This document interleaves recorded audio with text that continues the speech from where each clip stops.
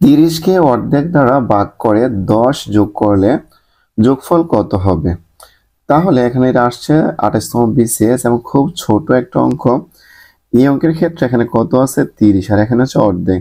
তাহলে আমরা লিখতে পারি 30কে আমরা কি করছে ভাগ করতে বলছে অর্ধেক দ্বারা। তাহলে অর্ধেক বলতে হচ্ছে কত হাফ, মানে 1 ভাগ হচ্ছে 2। তাহলে আমরা এখানে যেহেতু ভাগ আছে তাহলে আমরা কি করব এখন গুণ করব। 30 গুণ হচ্ছে উপরে 2 নিচে হচ্ছে 1। তাহলে 30 সাথে আমরা 2 গুণ করলে কত হয় 30 দুগুণে 60 আর নিচে যে 1 আছে সেটার ভ্যালু নাই, সে কিছু করা লাগবে না। তাহলে এখানে বলছে যে 30কে অর্ধেক দ্বারা ভাগ করে 10 যোগ করলে সংখ্যাটি কত হবে?